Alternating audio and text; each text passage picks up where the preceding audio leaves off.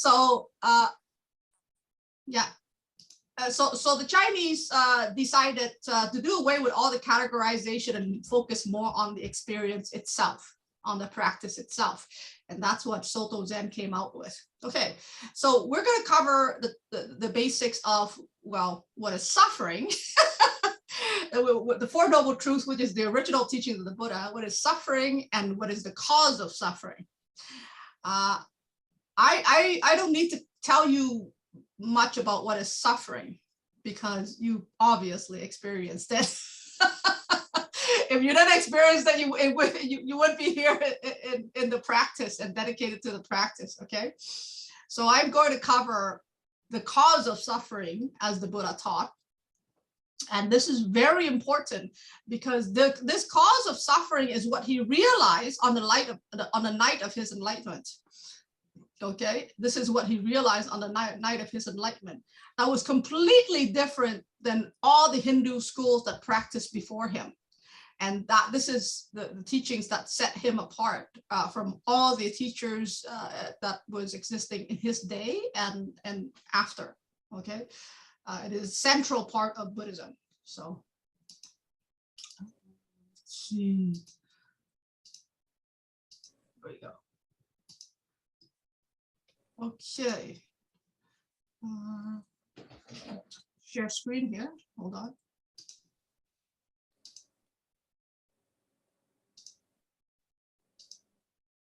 Okay, can you see? Yep. Okay.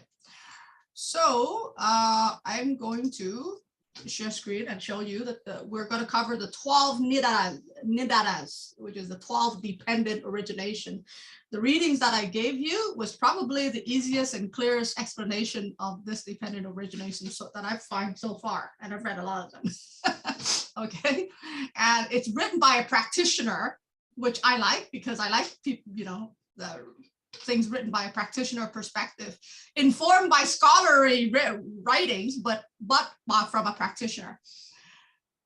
So what we've learned is that, well, we need to learn this stuff. Why? Because our whole reality is based on the experience of this dependent origination constantly working in our minds that creates our experience. So this loop of phenomena, continuous loop of phenomena that arises, and it almost arises like instantaneously, so fast that we're unable to observe it.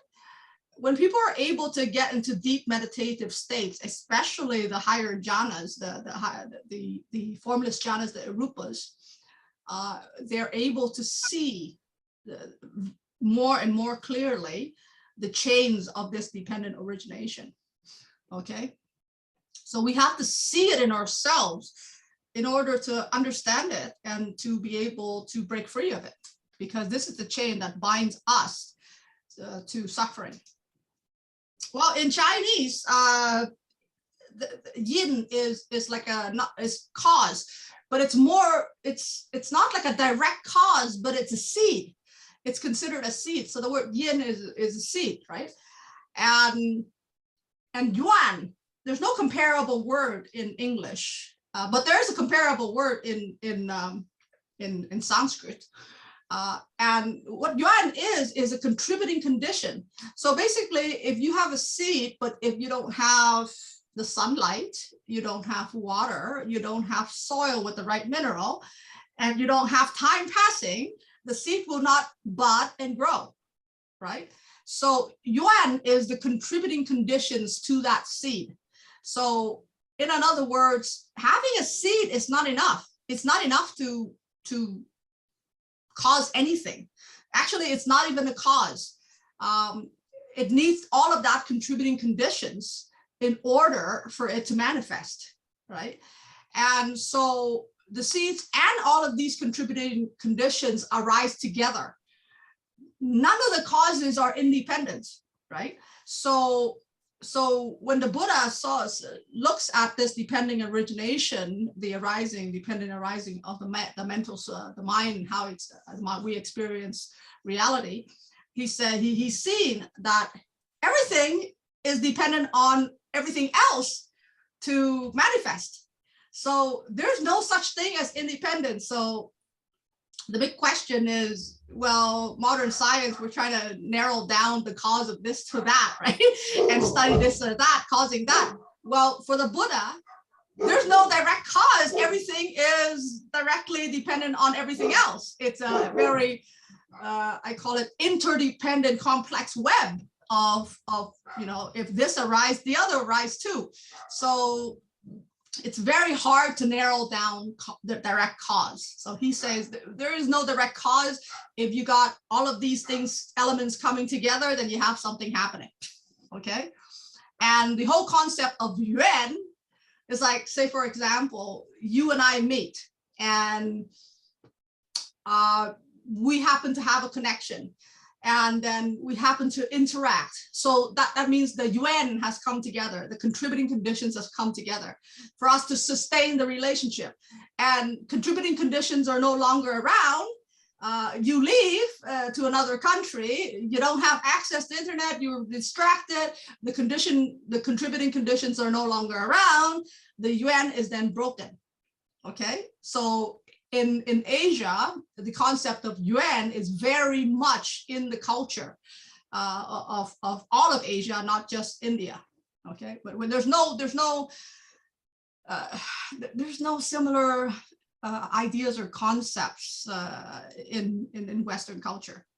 So Western culture sees everything as kind of independent, but everything in Asia is viewed as holistic, as interdependent on each other. Okay. So what is the 12 dependent origination? Okay. When you hear the word ignorance, I don't like the translation very much, because ignorance means you don't know something. But the truth is, it's in Chinese, the word ignorance means non-clarity. Okay. It means that you're not seeing things very clearly. Okay. In another word, mindlessness. Okay, when you're mindless and you're not seeing things very clearly, the intentional energy, like the word sankhara is not translated very well. Mental formation is actually not sankhara. I'd like to use intentional karmic energy more. So basically, it's the arising, the stirring of things that fabricates a creation of the mind. But this stirring is actually before you even have a label. So the stirring is directional. It stirs up. It's, well, at this point, it's neither positive or negative, but it's kind of a little bit directional. Okay, and sankhara, because of, I call it mindlessness, non-clarity, sankhara stirs. And when sankhara stirs, you have what you call a personal consciousness arising. And this is a cognitive process where you're starting to see the separation between self and other. Okay, the separation between self and other. It's a very subtle separation. Okay, so this personal consciousness arises and the cognitive process is forming. For those people who have Kensho, you have a moment when everything disappears. There's like nothing there and you just can't describe it. That's because you have gone past the ignorance and non-clarity. You got to the point of total clarity, which there is no mental formation, okay? No will experience there. And you know, personal consciousness is pretty much absent. So you are not experiencing, you know, reality like a dualistic way. Okay, so everything just appears empty. Okay, with no subject object reality. So that is the experience of nirvana, which breaks this dependent origination. Okay, that's the experience of Kensho.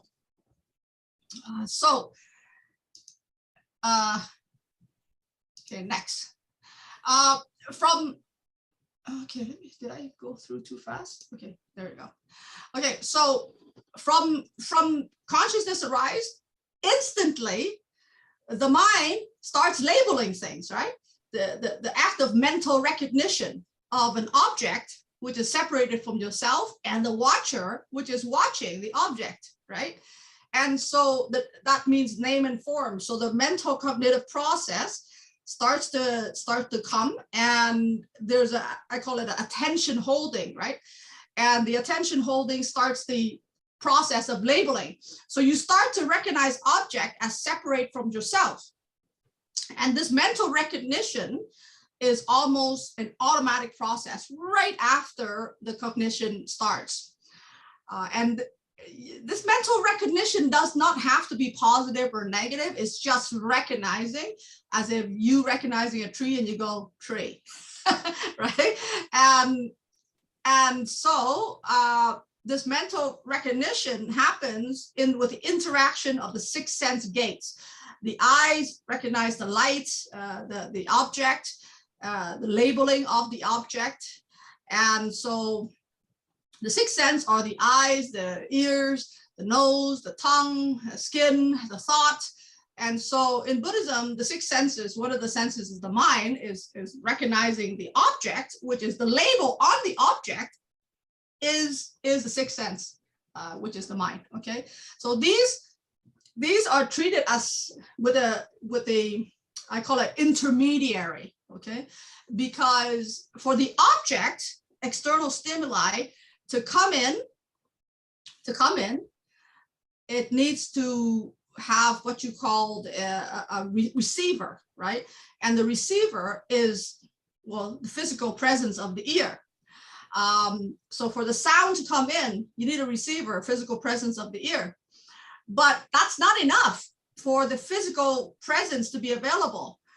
You have to have a consciousness attached to that physical presence in order to receive the sound. So if in your meditation you notice that if you focus your attention on the ear, you can listen to sound outside. If you focus your attention on the tongue, on the taste, you can taste while you're meditating. But when you're focusing on the ear to listen, your attention, your consciousness is not actually residing in the tongue. So at that point, you're actually not tasting what's in your tongue. Right?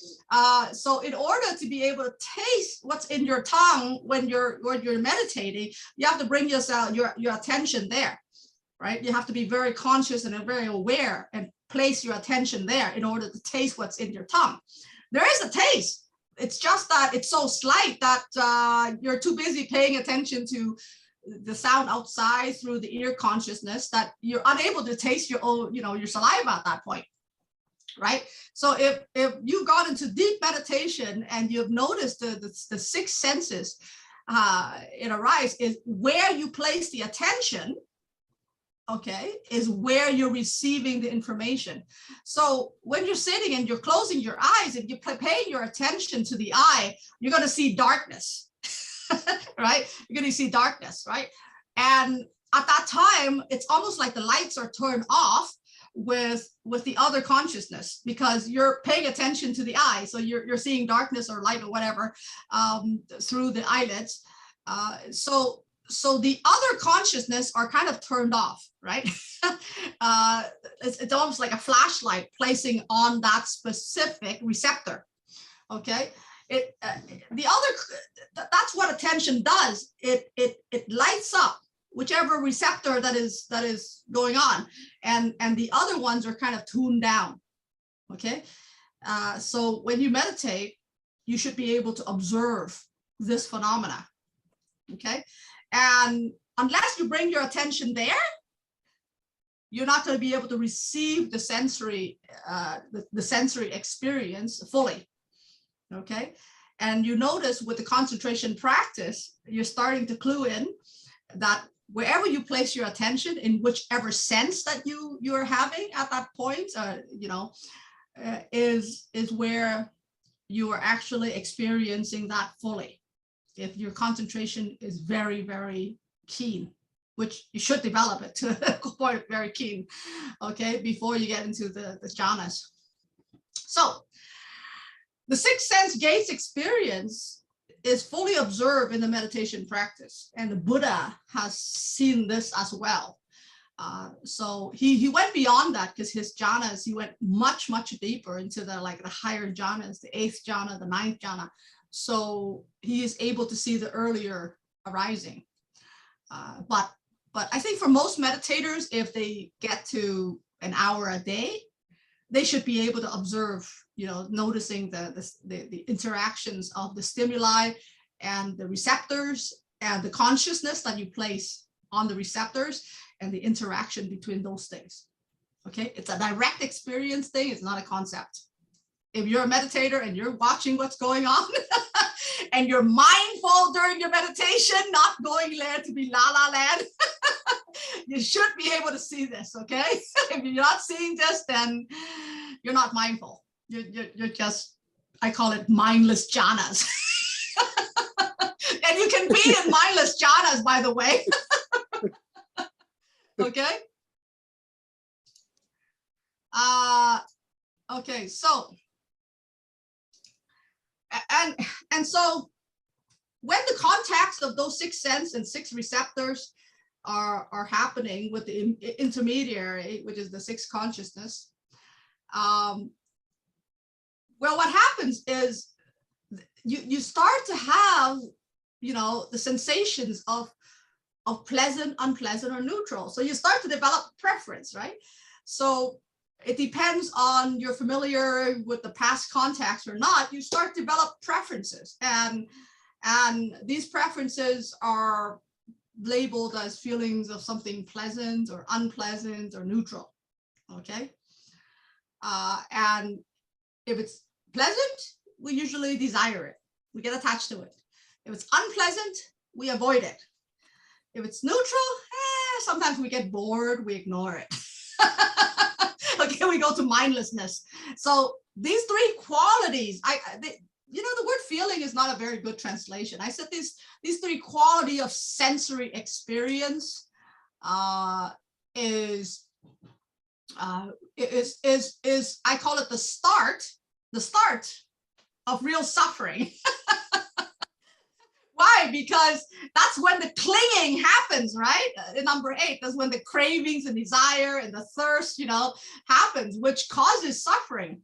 So when you observe a sensory experience, the contact between the stimuli and the sensations, and then you start, with the labels and everything on it, and then it has a quality of feeling of being labeled pleasant, unpleasant, or neutral. Pleasant, you start moving towards it, okay, which in the earlier text they call it desire, but desire is sort of like very rough words. I would call it a forward movement of attachment, right? You're grasping. Grasping is a better word than desire. So you like it, you're moving towards it, you're grasping it, it's pleasant, huh? If it's unpleasant, you're avoiding it, you're pushing it away. I don't want to have this emotion, this experience. I don't want to have this sensory experience. It's too overwhelming. You're pushing away and you're denying the experience, even though you're having it. Or it's neutral and you're bored, you're mindless. You don't really you don't really pay attention to it. So all of these 3 is synonymous with the 3 poisons, okay, that causes suffering. Okay, what's the first poison? Desire, which is, the grasping of things. What's the second poison? Aversion, right, which is pushing away things you don't like, right? What's the third one?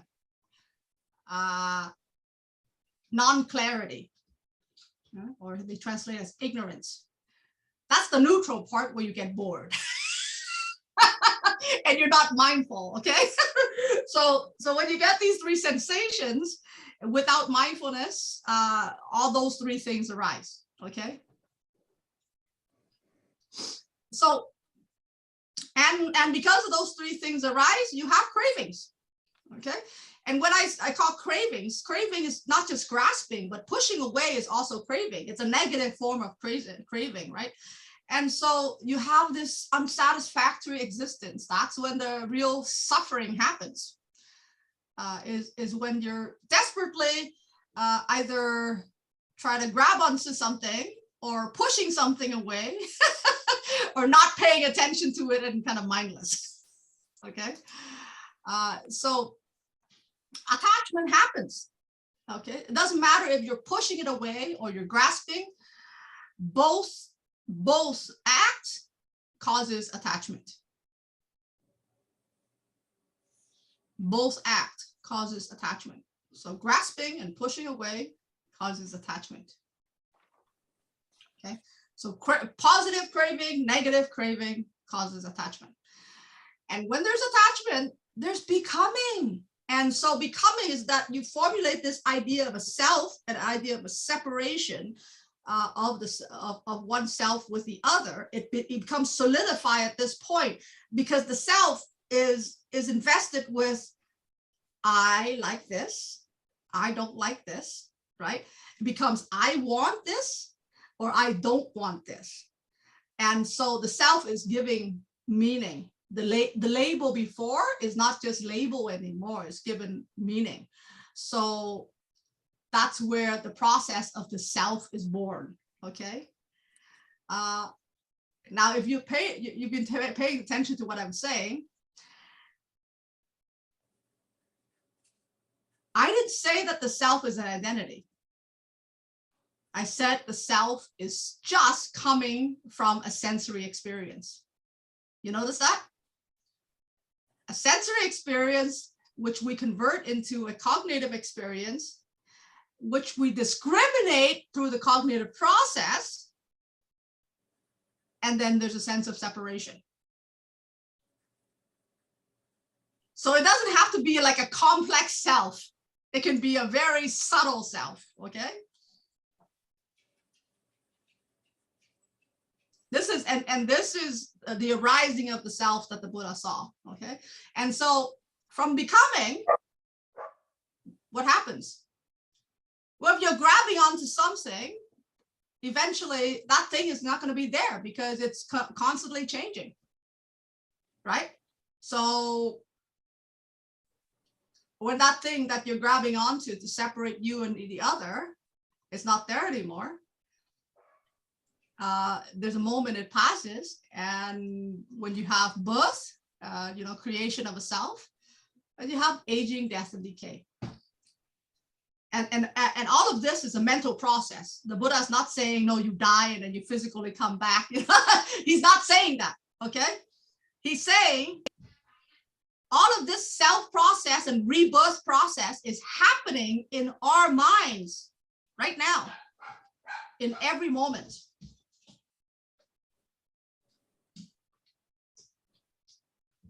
Okay, the problem is, if you haven't got very far in your meditation practice, you're not going to see this process very well.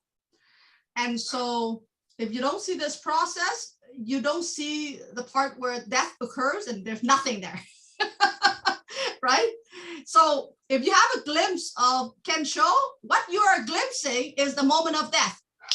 Bam, the self is gone. Okay? That's what you saw. You saw the moment between death and recreation of the self mentally. Okay, that's what Kensho is. And so it's a great liberation. Suddenly, you're carrying all this whole self and then bam, it's gone. You're like, oh, wow. That was nice. Oh, wow. I have like immense freedom, because what happens is that, the self is such a heavy weight and heavy burden, like cognitively and mentally, that without one, it's such like incredible freedom, right? So, and then what's the next thing that happens? Bam, you're back into, the whole process, this cycle again, and then birth again. And so for 1 second, the self is gone, and then the self is reborn again. And imagine the shock of the self when it goes, holy shit, I just died. I came back. I don't want to die again. And when people can show, the first experience is, wow, this is great. The next experience is, holy shit, what just happened? My brain, no, I'm dying. What happened to my mind? It's melting. This can't be happening. That's the self reacting, okay? Because it obviously doesn't like death. Okay? It wants to be reborn every moment, constantly in a constant chain, like reborn every moment so fast that you can't even see it being born. You just see it like, you know how animation happens. Animation before used to be you draw the picture and you flip it, right? You flip the pages and you have this illusion of it moving, but the truth is it's just a bunch of separate pages. Okay, so that's what the self is. The self is this process repeated over and over again on hyperspeed. Okay, and so when you can show, basically you caught a glimpse of, bam, the break. The page didn't flip that time. Right? And you got out of it, and the self is going, holy shit, what just happened? Oh no. So that's why it's very important to work with a teacher, because after people can show, they get this shock, right? I didn't have the shock because I have a lot of background by that time before I can show, so I absolutely know what I'm going into, what my experience was. but I had 13 years of academic training, so on all this stuff, so I know exactly what happened to me. I wasn't in shock, but my teacher, was very helpful at the time too, because that was the first thing I did when I got home, was I told him immediately after my Kensho experience. And so I didn't have that mind melting experience, but most people will have that mind melting, shocking experience, okay, if they don't have the context with it. So why do I tell you these things beforehand? I don't want people to have the concept instead of experiencing it. Okay, because I spent years studying the menu and not actually cooking it and eating it. So I know what it's like. So you can have a very wrong impression that you're studying this and you think you know what it is, but it's not. And so that's why I handpick people to come into this class, because I know each and every single one of you, which one will be clinging to it and which one won't. So the one who's going to cling to it, I didn't invite them to this class. Okay. The concepts are not helpful for them. Okay. So understand this. This is what the Buddha realized through direct experience in his meditation practice. This link, these dependent links that's happening in the mind, it's very quick, it's instantaneous. So what in his meditation, he's able to slow everything down and observe it. Okay. And this is what he comes up with. I mean, pretty genius. Okay. So this is the 12 dependent originations. And it forms the central teaching of the Buddha, that is the cause of suffering. Okay. So according to the Upanishad Sutta and Samyutta Nikaya, to reverse this chain of suffering, right? You have to do the opposite. First of all, you have to realize that you're suffering. Second of all, you have to develop faith that yes, the end of suffering can happen to you. So you have to be deserving of it, right? So this, I know a few of you asking me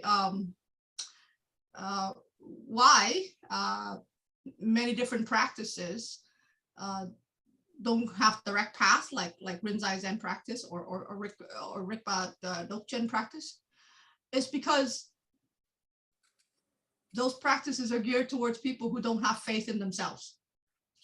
They don't have faith that they can realize the end of suffering in this lifetime. Okay, so those are considered indirect practices, and they're good for some people. They're not good for people who actually believe that they can do it. Okay, so in order to practice, to really get to enlightenment, you have to have, well, suffering, number one. Two, you have to believe that you can do it. It's surprising that a lot of people out there don't believe it. And then once you have faith, you experience the practice, you experience some joy, and you're like, oh, great, this is good. I'm actually doing this. Right? So you start into the practice, you get some joy. And then if you get into the first jhana, there's energetic movement, and then the joy is all pervasive. It's piti, right? The energetic movement is all pervasive. And then you start to really, really, really believe that this is happening. And when you get to the third or the fourth jhana, when you have tranquility and just absolute calmness, right? That's when you know, oh man, this is doable, right? And that calmness has in essence cure a lot of my ailments. So the happiness from the calmness arises, which is sukha, and sukha is like a letting go. When you're in that calmness in the fourth jhana, it's so calm, it's so peaceful, it's so still that nothing moves. And like even if there's a loud bang going on, you know, you have no reaction to it. You notice that nothing moves. I think the last time I taught this class, I was teaching it at my house in 2015. And I got a bunch of advanced students, and we were all sitting around meditating for a little bit before the class. And what I did was I took a big ruler, and while everybody's closing their eyes and meditating, I just slammed it down on my wooden floor. Like a loud bang, and whoever jumped, they're not experiencing tranquility. Okay, that's a very, very simple way of testing it. Okay, so whoever jumped, they're not in the third and fourth jhana. They're not experiencing tranquility. So when they experience tranquility, the happiness of the release, true concentration happens at that time, which they're entering real samadhi. And when you enter the fourth jhana, you start to see things as they are, instead of preference, you know, wanting them to be this way or that way, you know, having those three preferences that causes suffering. And hopefully when you see the knowledge of things as they are, you start to learn how to let go, and you start to be disenchanted with, you know, constantly grabbing and clinging and craving. The worldly life is considered of constantly grasping, clinging, and craving, right? And when I talk about the worldly life, I don't mean you leaving your house or join a monastery, shave your head to live the worldly life. No, that's the external. I'm talking about the internal worldly life. Okay, even a monk shaves his head and leaves the house and go into the monastery, they're still craving. They're craving, you know, for the rope. They're craving for status in the monastery. They're craving for knowledge. They're still craving. So the disenchantment with worldly life is not about the disenchantment of, you know, physical worldly life. Is the disenchantment of the seeking, the desiring, the craving, the resisting altogether. Okay, so when you're disenchanted with all of those, I call it negotiating. You realize it's kind of futile and pointless. You start to develop this passion, right? This passion means, well, yeah, whatever happens, that's okay. If that happens, that's okay too. So you start to have less and less preference for how things are supposed to be. It doesn't mean that you can't react to how things are. You just have less preference for them. And so to not have preference, you experiencing a freedom, a release, an emancipation from all the grasping and craving. So you experience a brief moment of nibbana. Okay. And that's basically Wu Wei. That's basically, non-dual experience of moving around the world, but not being a part of it. Being in the world, not being a part of it. So this has nothing to do with you being a monk or a priest or shaving your head. This is all happening internally, okay? So at the last stage is the knowledge of destruction of the disease of ignorance. You're not going to be able to get to this stage until you get to the ninth jhana,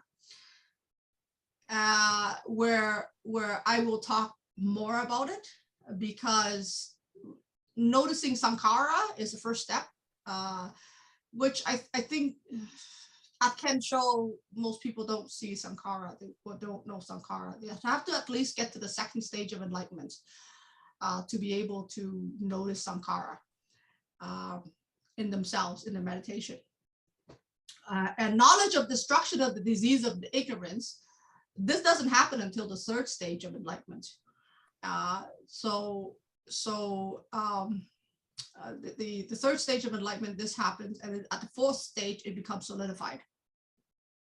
Okay, and I'm going to get into that in the next couple of classes, because that's a big talk in itself. Okay, so I hope you enjoy the readings. I really like the readings. It's actually light compared to a lot of the Theravadan readings. I like my Zen arising, my Lotus origination arising. I'm tired of suffering. I go to meditate. I ask a lot of questions, that the mind can't answer, or just sit in shikantaza and pure awareness.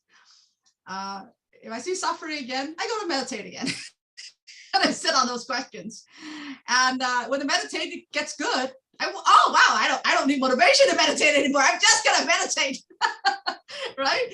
And it comes to a point where all of my day becomes a meditation because it's so good. Why would you why would you like the end of suffering? I mean, when you can show, you realize the whole life, there isn't a single moment where you're not suffering, which is kind of sad.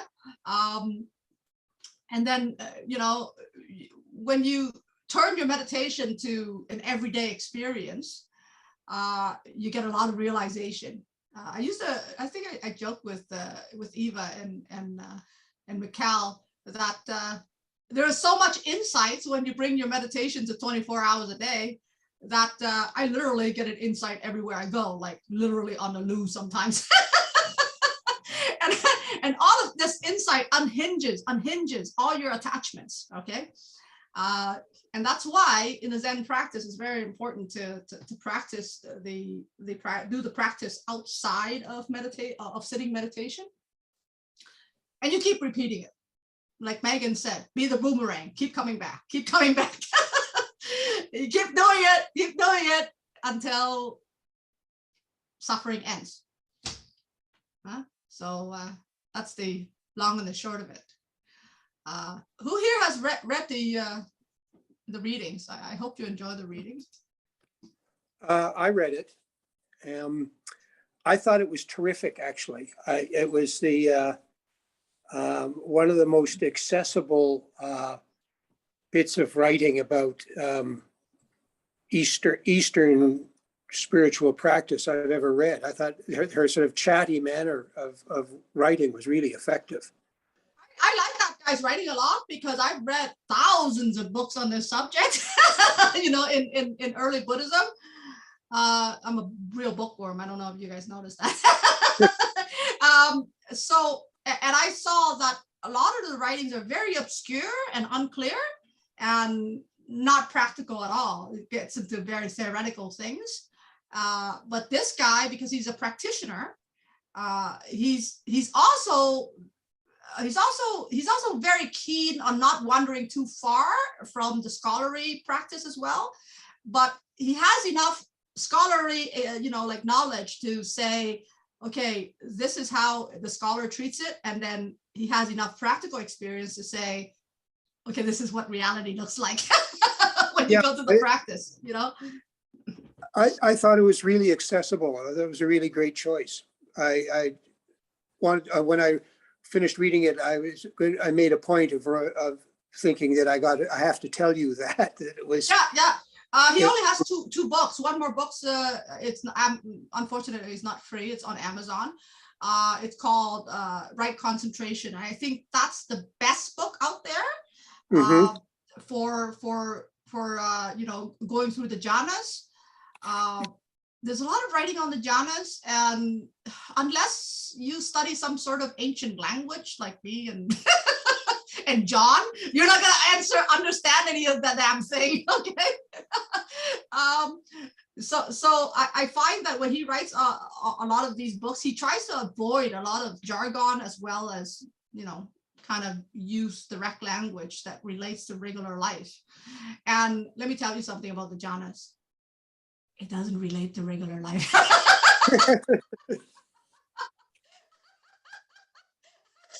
The meditative states are like nothing that you experience in regular life. And so that's the difficulty in explaining it, in trying to get people to experience it, and trying to describe it. So the thing is, like I said, the death of Buddhism in India happened because of scholarly Buddhism, not practiced Buddhism, scholarly Buddhism, which is terrible for the Buddhist practice. And when it came to China, scholarly Buddhism was on the rise as well. And so the Zen practice in China is a direct rebellion to scholarly Buddhism, which means bring it back to the basics, bring it back to the original teachings, bring it back to the original damn practice. It's the experience, stupid. And that's what Zen is about. Zen in China is about. So in the old days, some of the Zen masters, I mean, they're seen tearing up, scholarly books and burning them for fun, and they have weird things like, they see a monk bowing. One monk comes and bow to the Buddha statue, and the guy comes over and spit on it, and the other monk says, "What are you doing? You're kind of like you're disrespecting the Buddha." And he says, no. You are disrespecting the Buddha by bowing to a statue instead of actually doing what he's telling you to practice, right?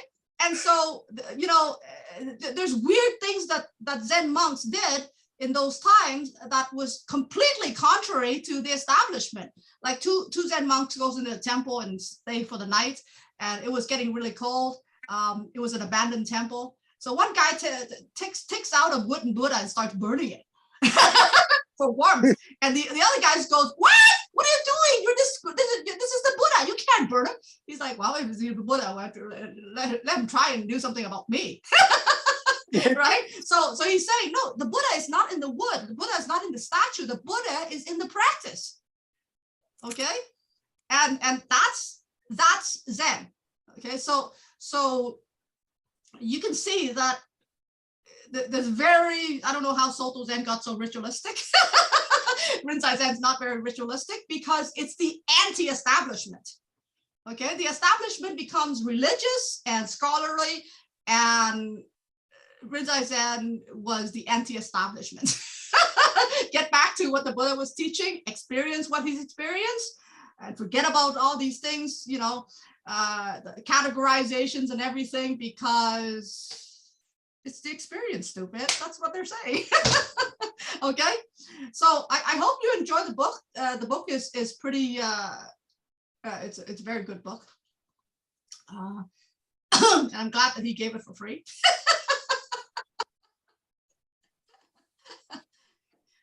So, any questions?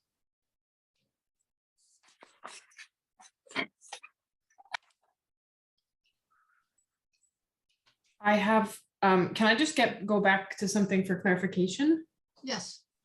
On the slide you had around transcendental dependent arising, did you say dispassion is like the Wu Wei experience And then No, this passionate happens before the Wu Wei experience. so 11, freedom, release, emancipation is like Wu Wei. 11 And is then- Wu Wei, yes. 11 is when you totally release. So there's like no attachment of anything left. It's the experience of Nibbana, yes. Okay, and then in 12 is like the knowledge of destruction of the disease of ignorance is where you were saying that is happening in the second stage of awakening. No. That happens in the third and the fourth stage of enlightenment. Okay. So none of you are there yet. We're working on it. Yeah, you're working on it, but if you can show, then you experience number 11. Just for a minute, Mhm. just for a second. The trick is, how do you maintain that? How do you extend that 1 second to 24 hours a day? Well, you don't need to extend it 24 hours a day, but you can extend it enough that you get to the 12. Okay, because I don't think it's possible to be in complete nibbana forever. I've never met anyone who is in cessation permanently. I don't know. Maybe there's no arahats around. but number 12 is very achievable. Number 12 is very achievable. So the experience of nibbana, you just need to extend it long enough that you get to number 12.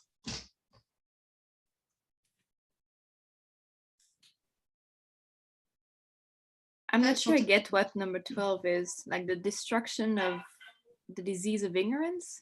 Yes. You're not like in a moment you're clear. Is that it? Yes. Everything gets Yes. clear. Okay. Yes. It's Isn't that you Kensho? Like that you is said- Kensho, okay, but then okay. but then the first Kensho is not that deep. The clear is clear, but it's not that deep. Okay, so you have to extend it long enough to be able to see the deeper parts of it. Okay. And would one extend that either through koan practice or moving through the jhanas? Right. Right. So would Okay, when I talk about jhanas are things you experience on the cushion. right. But you can Oh, experience No. Off the cushion is no longer called the jhanas. okay. It's called vipassana, because your attention is no longer held on one object. Your attention moves from one object to the next. Okay. On the jhanas, your attention is basically held on one object. Okay. Whether that object is your breath, whether the object is a particular sensation, when the, kind of feeling pleasant sensation arises, you're holding your attention on that object. You're still holding attention on that particular object for 5 to 10 minutes or even longer, right? But when you're off the cushion, it's impossible to walk around and hold attention on one object. Okay, so your attention by nature, it's going to move from one object to the next, to the next, to the next in the present moment. Okay, so when you're off the cushion, it's no longer called jhanas because the attention is not held in one place. Does that make sense? Yes. But would you say that there's Now a lot of meditators do not know this distinction.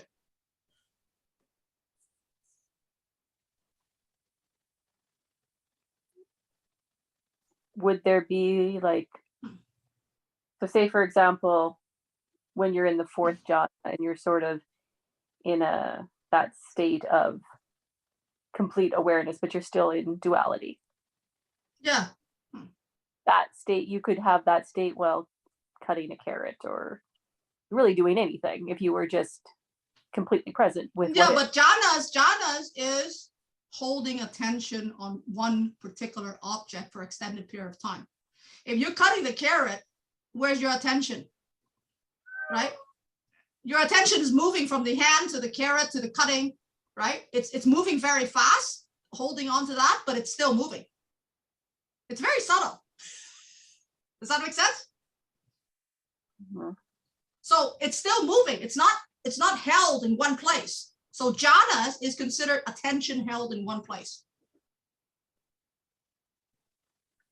Well, and the only reason to really practice jhanas is so that you can do it while moving, right? Like, Absolutely.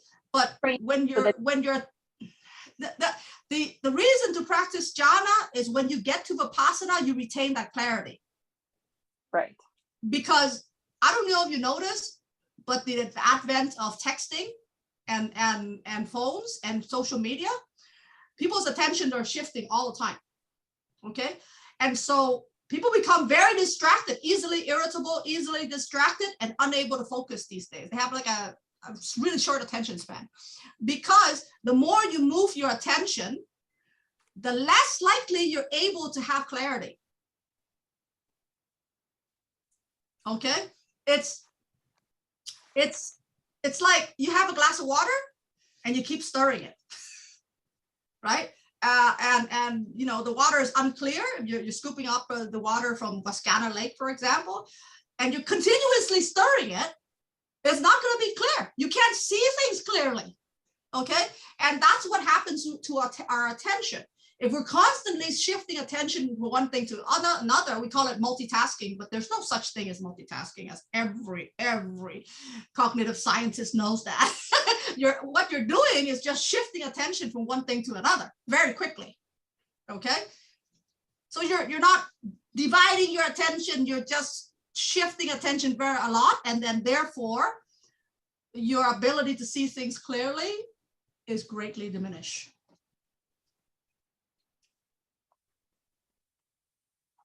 What does vipassana mean? It just means observation. Dispassionate observation.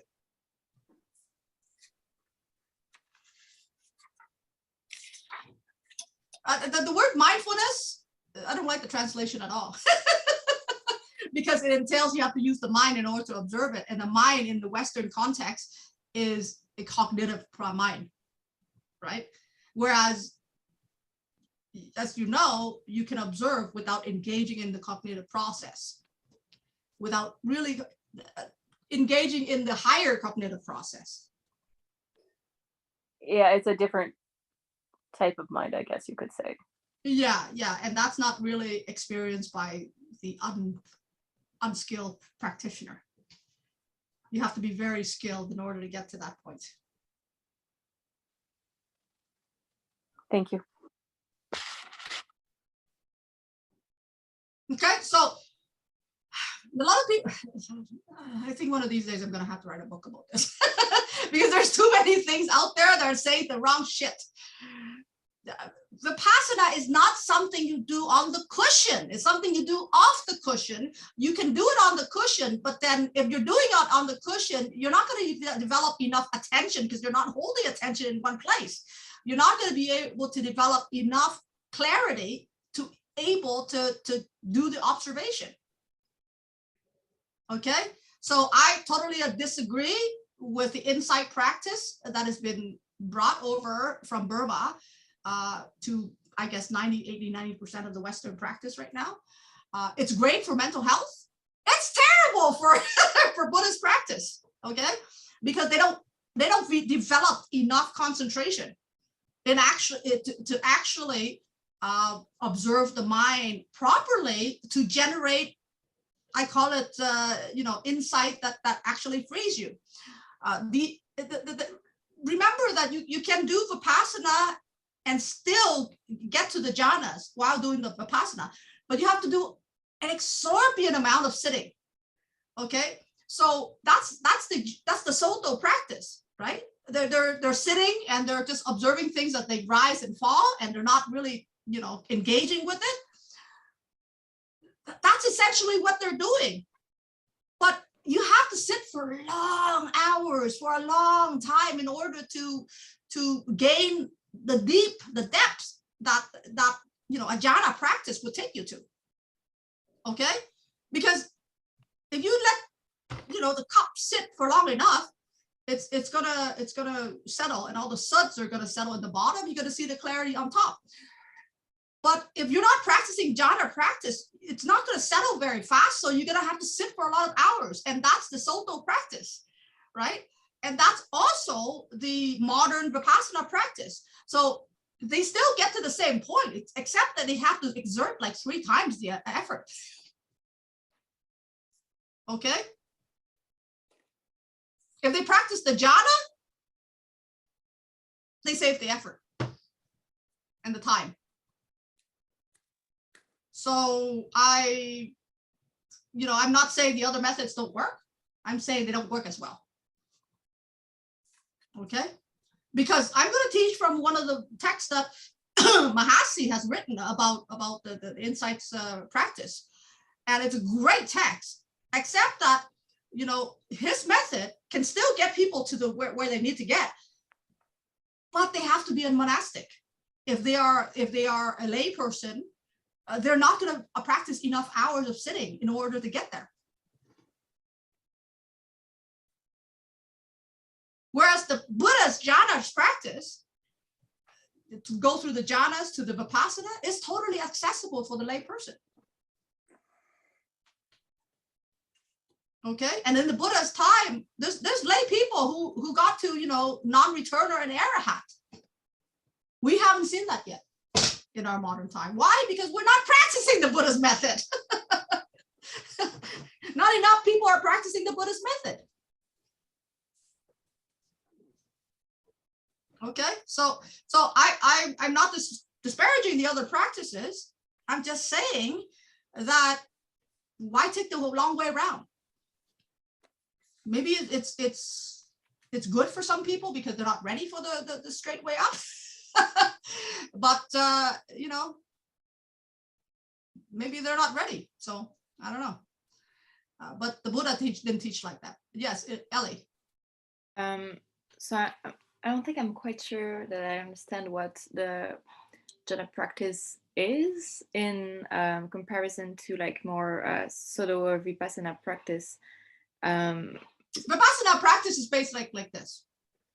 You sit, whatever arises, a sensation, an itch on your body, a feeling, you focus on it and you notice it. And then you let it go.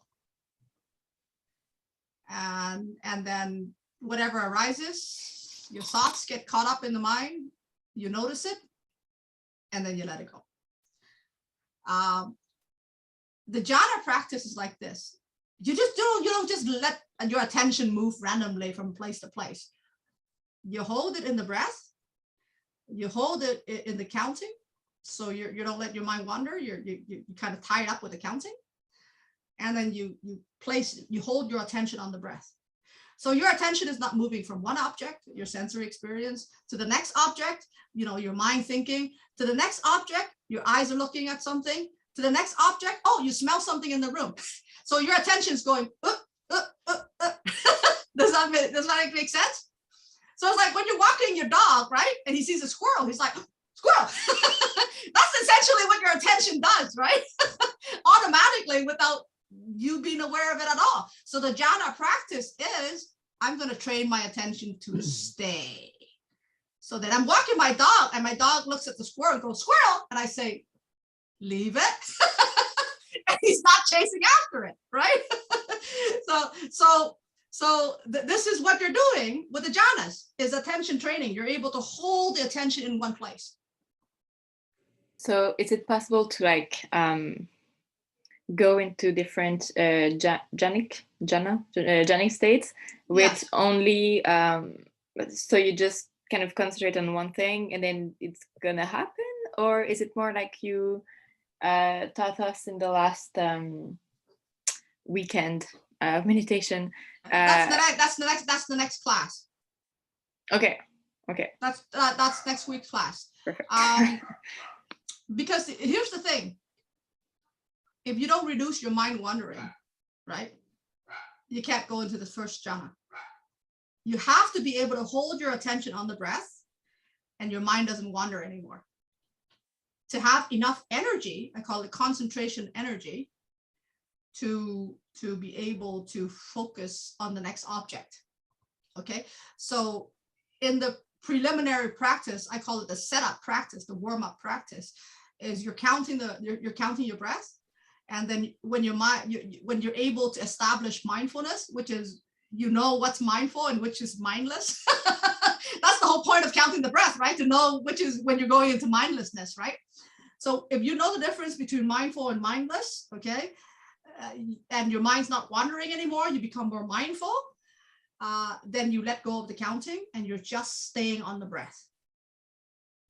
Okay, and if you're able to stay on the breath for 15 to 20 minutes, then you can get access to the first jhana.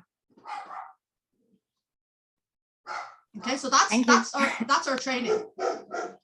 Next week, I'm going to go into the jhana system. Okay, the reason why I don't teach people this system as beginners is because if I give them an idea of what it looks like, they're going to have it in their mind. They're going to desire it, and that's the worstest thing that you can do to a meditator. Is to give them an idea of where they're going, and then they're desiring it. What essentially happens is that keeps your attention on the mind. So you're actually not able to observe reality because your attention is stuck on the desiring of the mind. Does that make sense? So we don't purposely keep you stupid in the beginning. Actually, we do. We keep you purposely ignorance in the beginning for that reason. Yes. Question? Yes. Yes, Lotus, I have a question. In the material you ask for reading, there was a whole paragraph about 3 lives. And I was wondering, how does it fit the discussion of today? Why this is included in the reading? And that's his personal take on it.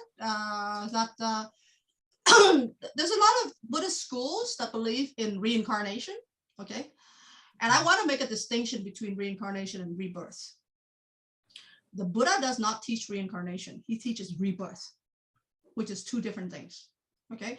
But over the centuries, it somehow got mixed up. Reincarnation is a concept of Hinduism, which means that if you develop, you get enough good merit this lifetime, you have good karma, you will be reborn in a good place next time. So, so they systemize their society like this with a 4 caste system. The Brahmins, the warrior class, the merchant class, the working class, and the untouchable, which is outside of society. So people are born, they believe that people are born into these class system because of their past karma from last life.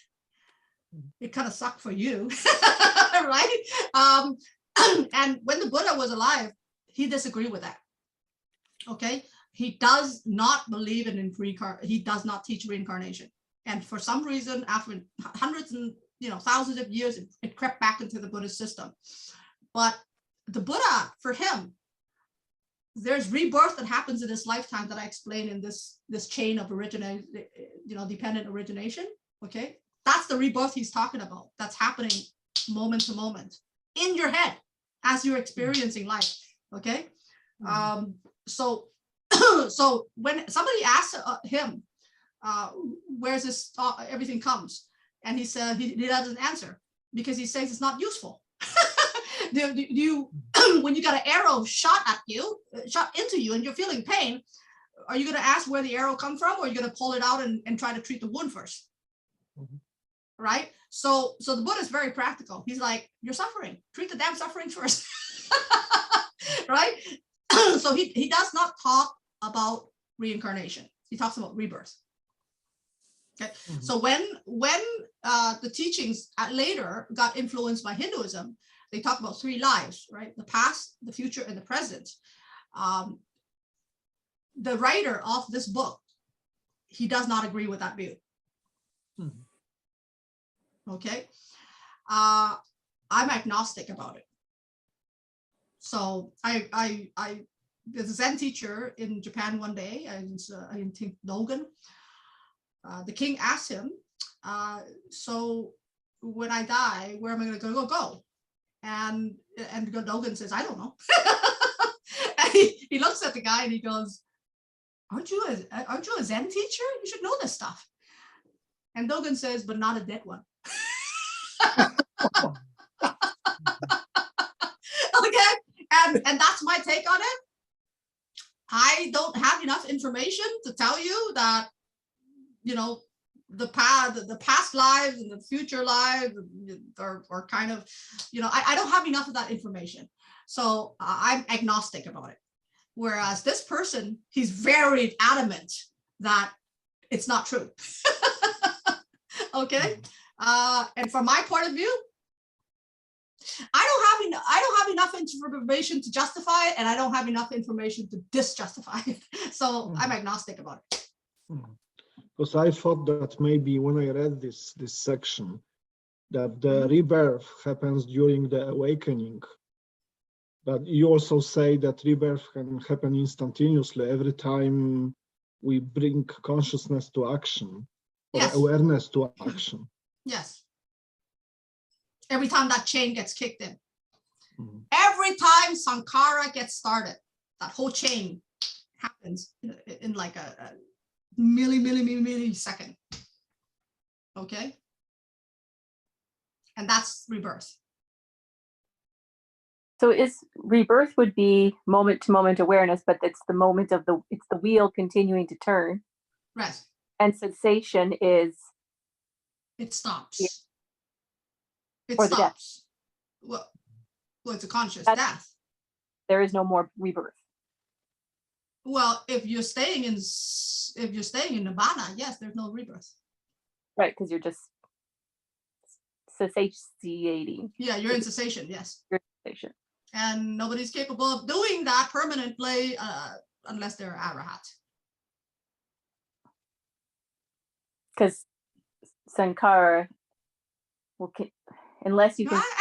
actually, no, I don't think you're in permanent cessation until you die. So, so Sankara is, as I explained, the stirring, energetic stirring. Very, very, very small energetic stirring. You have to be in the second stage of enlightenment to see it. Yeah, it's interesting. Megan, do you notice that? Yes, I do. Yeah. So when you're in Wu Wei, you notice that even the slightest Sankara is going to throw you up. Yeah. Any stirring, yeah. Rebirth in a And- Western context gets tied up in Christianity, I think. So I think a lot of people from a Christian context look at rebirth as sort of like newness and freshness and that whole thing, even maybe connected with like spring and the coming of Christ and all that. But what you're saying from a Buddhist context is that it's actually almost the opposite, is that it's the rebirth, it's the continuing of the turning of the wheel of suffering. Mhm. Becoming. So, I mean, yes. Well, just a comment first, and then a question. Like readings were quite interesting, and they were, yeah, really nice description of dependent origination. Like, you know, that was understandable in that, and I really liked one thing that really clarified for me is when he was explaining that these aren't causes, but they're necessary but not sufficient conditions. Yes. So that really cleared it for me, because I always used to think of it as causes, and that kind of didn't make sense. But if they're just necessary but sufficient, necessary but not sufficient conditions, and his notion that if you just clip one of them out, then the whole thing won't follow, was Yes. was quite interesting. So my question is, okay, so we have these this schema of dependent origination, the 12 links there and that. So how does that relate to sort of this conceptual knowledge of that? How does that relate to what we're doing on the cushion? Like should we be realizing or trying to think of some of this while we're on the cushion? And No. So what's the relationship here? I don't understand between. This dependent origination is actually what the Buddha sees and experience on the cushion. But are So- we going to experience that too? Is that the idea? Absolutely. So when he talks about direct seeing, he's talking about seeing this process in your own mind, on the cushion and off the cushion. Okay. So the gradual practice, in the gradual practice, you're already seeing some of this process in your own mind. You're just not seeing the whole picture because you haven't got to 11 and 12. Yeah. Some of the early Right. stages are very visible. Right. So even as a beginner meditator, if you sit for 100 hours, you're going to notice this process in your own mind. Okay, not the whole process, partial of the process. Okay, it's still very coarse. It's not as refined because you don't have enough clarity to see deeper. Okay, it's when you can show that you start to have more clarity, and if you practice more of the jhanas after can show, you're going to see more clarity and more refined and deeper to the point where you can see sankhara arising. Okay, which is where Megan is. And when you can see sankhara arising, you're able to prevent sankhara from arising. Okay, and if you're able to prevent sankhara from arising long enough, the seeds of sankhara will dissipate, right? So if sankhara doesn't rise, the non-clarity, the muddleness that is created by sankhara eventually dissipates, and you get an incredible amount of clarity. And at that point, consciousness, the last vestige of the self, which is consciousness blinks out, boom. And then you get to a realization at that point, is the knowledge of the destruction of the disease of ignorance. But you have to get to the third stage of enlightenment to get to that point.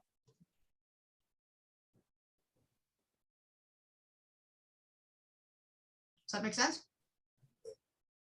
And then you see firsthand experience how your whole reality is constructed, how your whole world is constructed, how your whole rebirth is constructed, how your whole sense of self is constructed, how other people you perceive through your sense of self is constructed. And this is part of what the school that I really love is the mind-only school, okay? That explains this process really well. In terms that are closer to psychology than this. Okay, and I will talk about that school in probably the 7th or 8th classes. I take I met a specialist in that school. He was a lecturer at the Buddhist University before 1975. And I met him when I was a teenager. He gave me 2 books that he's written on consciousness, the Yogacara school, or Buddhist psychology, or Buddhist phenomenology of mind school. And I fell in love with it at that time. And that is so vital for the Zen practice. So I'm going to cover some of that. Unfortunately, there's not a lot of translation out there from practitioner in that school, about that school. Mostly the translations are from scholars. And I really hate it when I have to let you guys read stuff from scholars, okay? Because they really don't have a clue what they're talking about. Okay. So there's some good book. There's 1 or 2 good books on it from a practitioner, but you have to buy it. Yeah, but yeah, The Yogacara school is actually my love interest in Buddhism, Buddhist psychology. So it's closer to modern psychology than this.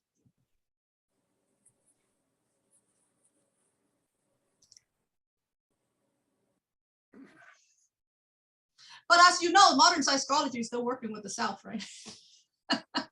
This is transpersonal. This is beyond the self.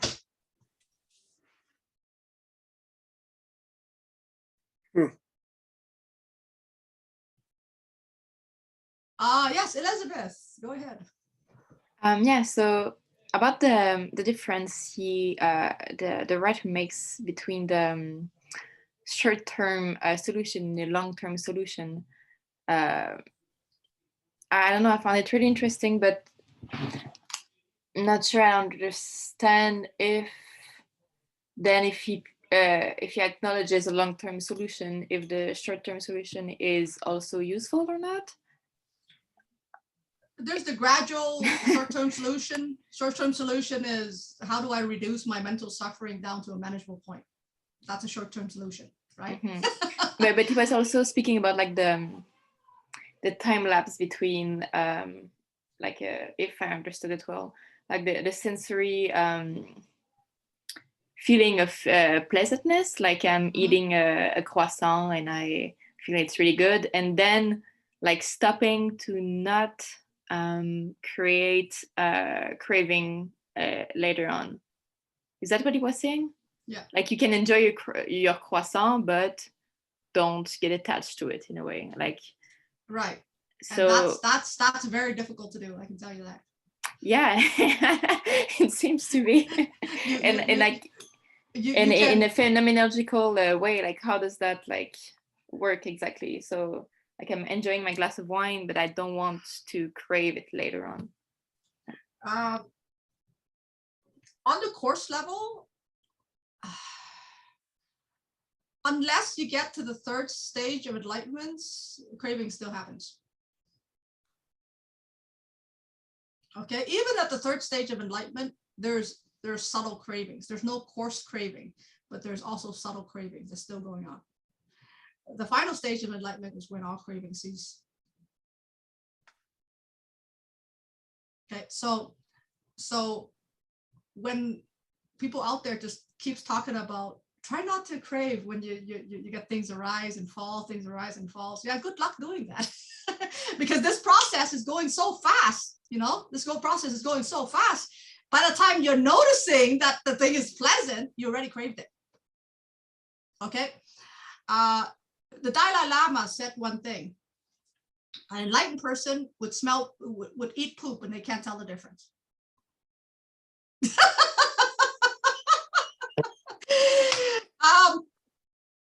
Being my curious self.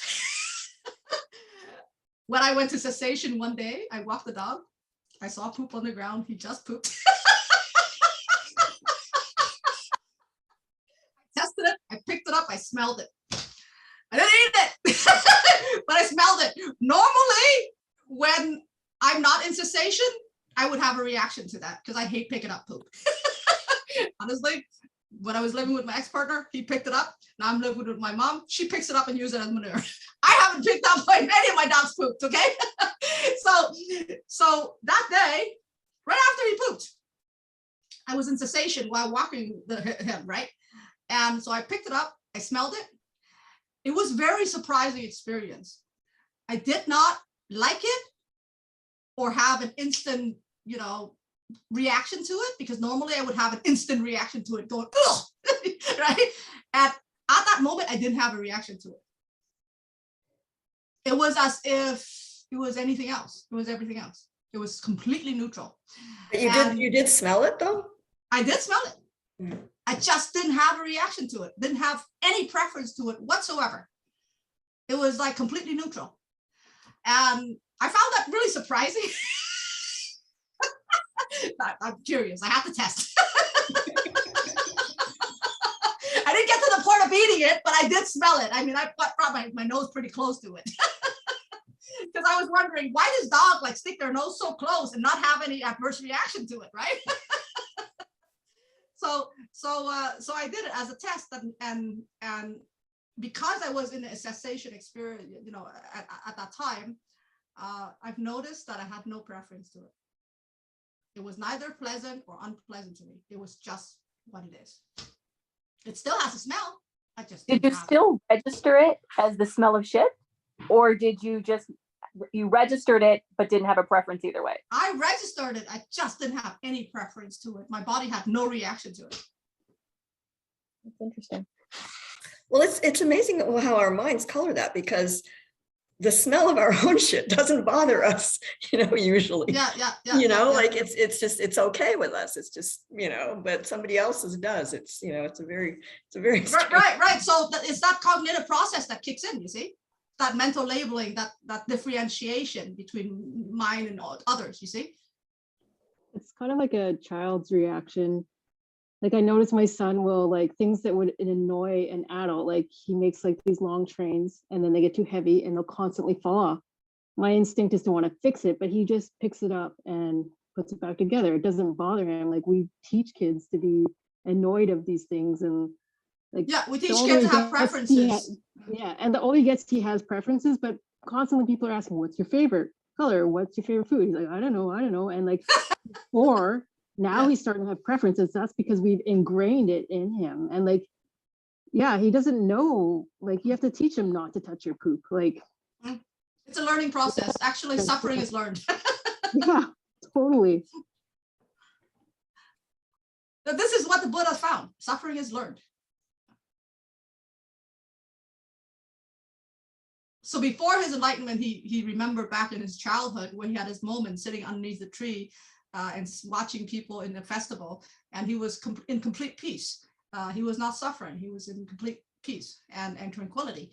And that's when he decided to sit down and meditate for 49 days to kind of like come back to that experience. And he did come back to that experience and more. He went much deeper until he realized this, came out of the meditation, and he declared that I have seen all the rafters, all the beams, all the roof, and how you built your house. I cannot be fooled again. And this is what he's talking about, the process of constructing of reality and the self that causes suffering. Harriet, can I just summarize one thing I thought I heard you say? Mhm. I thought I heard you say something to this, that you didn't phrase it quite this way. Enlightenment is an unlearning of suffering. I didn't phrase it that way. You didn't phrase it that way. Is No. that an incorrect understanding? That is an incorrect understanding, because what happens is enlightenment is a process of understanding the process of how reality is constructed. Okay, so it's like this. It's like the Wizard of Oz, right? Once you see the wizard behind the screen, you cannot be fooled anymore that the wizard exists. Does that make sense? Okay, and because you cannot be fooled anymore but that the wizard exists, no matter what he does, you're like, whatever. Okay, that's enlightenment. So notice that I said I'm not certain on the part where permanent cessation can be experienced while alive as an arahat, because in my understanding, there's permanent cessation is not a condition for freedom from suffering. So it's the ending of all grasping. It's the end of grasping. So this process still goes on. It's just that you're not grasping onto it. You're not grasping.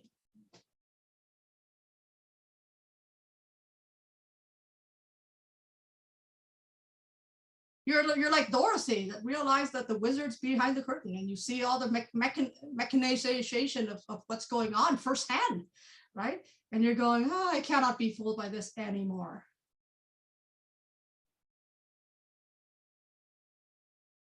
What if you get fooled again, then you're a fool. Then you might not really understand what's going on, right? Because a lot of our practice is, when you're learning this stuff, is all conceptual. Experiencing it and the insight that you gain, direct insight that you gain from the direct experience of it, is what liberates. Okay?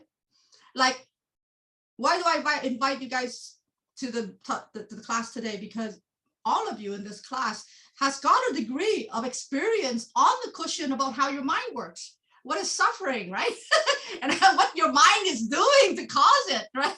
So even if you haven't and can show, you still has a kind of a rough idea that your mind is creating this. It has nothing to do with the outside. Maybe the outside has something to do with it, but not that much. It's your mind that's really generating a lot of this. Okay? And you don't have to be practicing very long to realize that. Okay, and that realization comes from the direct experience of you having that on the cushion. Reading that from a book is not going to help. Learning that conceptually is not going to help. Until you experience it on the cushion, it's yours. When you're reading it on the book, it's somebody else's. When you're learning it through conceptual means, somebody talking to you like me, it's somebody else's, it's not yours. So until you take that bite into, that croissant that they just bring out of Paris bakery shop, then you know what it's like. Otherwise, you're reading the travel guide, right? And so the Zen practice is about that. It's about actually doing the journey yourself. I'm the what I call the guide, okay, the tour guide, and the things that I'm teaching you right now is the Lonely Planet's travel guide. Okay, and so you have to do the journey yourself. Always remember that I'm the tour guide. This is the Lonely Planet travel guide that I'm teaching you in the next 8 weeks, but you're going to have to go on the journey yourself. There's no substitute for it. And you have to make that decision, how far you're going to go. Whether you're going to pay for the full trip or you're just going to leave your house and come back.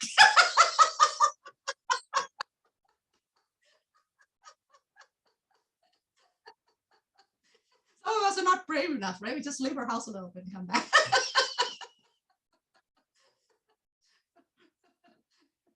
So, yeah, I'm happy that all of you are very curious about this. This is great stuff. I'm compiling.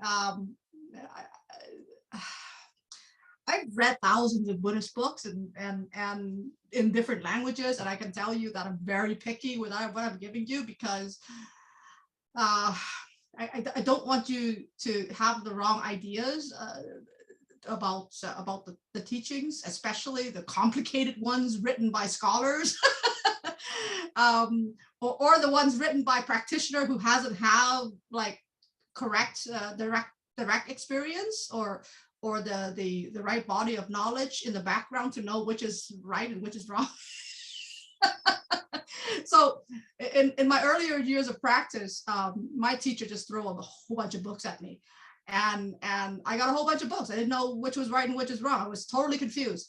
And then when I started practicing, it started coming together over the years, and it became clearer and clearer, and which is not correct, which is correct. I can't speak for other teachers, but I can tell you that I'm saving you a lot of headache. And I'm saving you a lot of getting lost and wandering around, because that's essentially the problem with Buddhist practice, is that it's 2,500 years old. In the meantime, that was happening. People created a lot of stuff and lost the blind leading the blind, or maybe people got to a certain point and they can just only lead other people to that point, and then they're kind of stuck there, or so things gets a little bit distorted. Okay. I'm not saying that my way is the only way. It really highly depends on the teacher. But I personally don't know a lot of teachers out there that has a very solid body of knowledge and practice to balance. Okay. And I know a lot of teachers. I know hundreds of teachers, of Buddhist teachers over the years since I was studying Buddhism. So, okay, next week we'll go into the meat of the jhanas. For any of you who wants like the complete version of it, you can buy a book on Amazon called Right Concentration. It's written by the same guy that wrote this book, except it's not free. I think this book, he was so mad at the publisher for trying to edit his stuff so much times that he's like, I'm going to make it free. I'm not going to bother to publish it. So, but the first book, he published it and it's not free.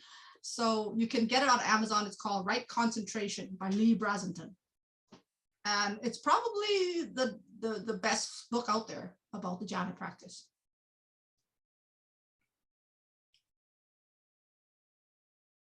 There's other books written by other people, and I've read them, but they're not as clear. Okay.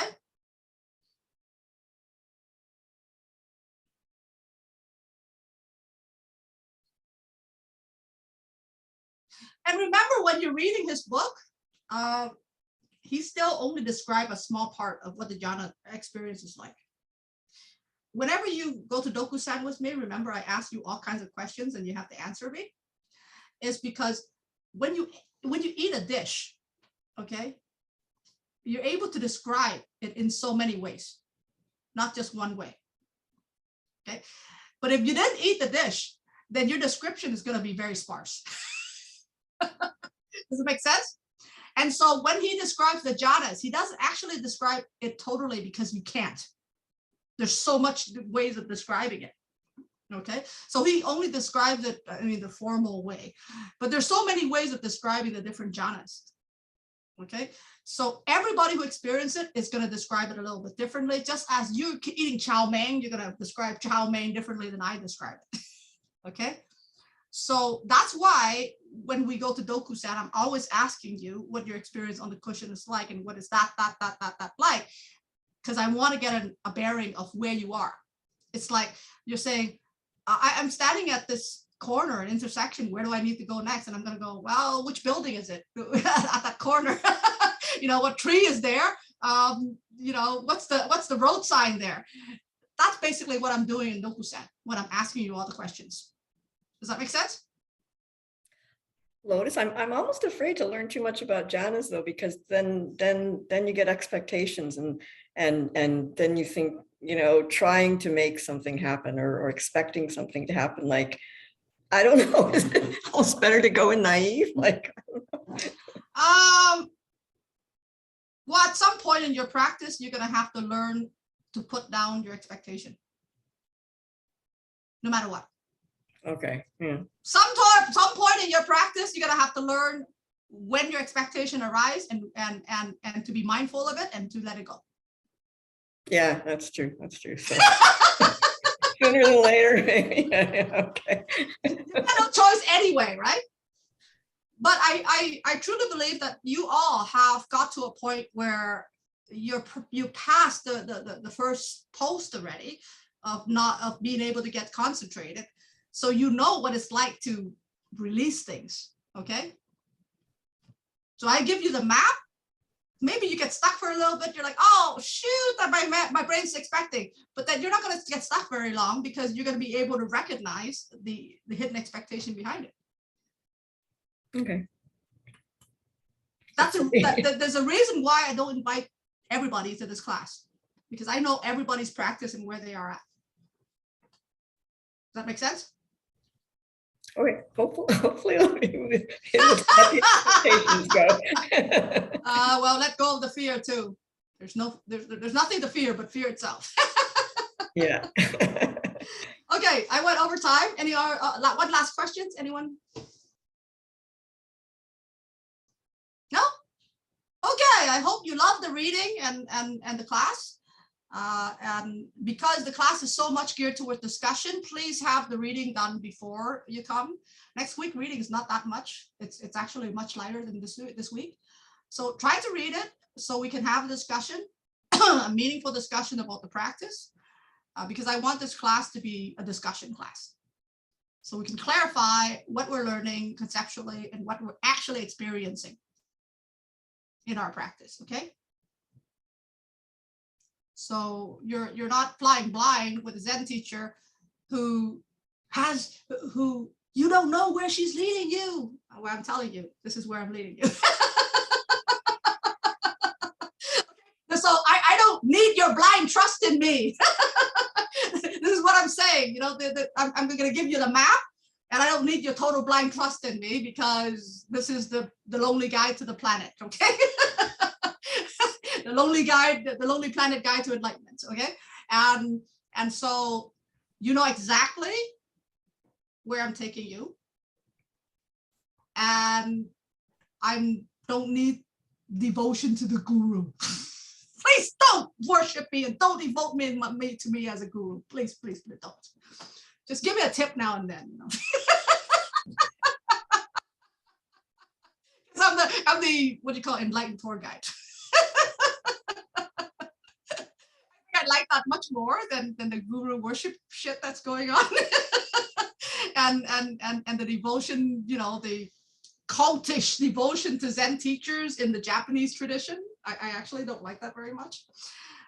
So I treat you all as equals.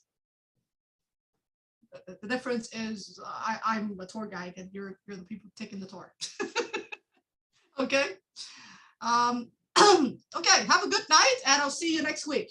Hopefully you get something really good from this series of classes. I haven't taught them for 5 years. Okay. We dedicate the merits in our practice and learning tonight towards all sentient beings. May all sentient beings realize the awakening of the Buddha. May all sentient beings be free of suffering and the causes of suffering.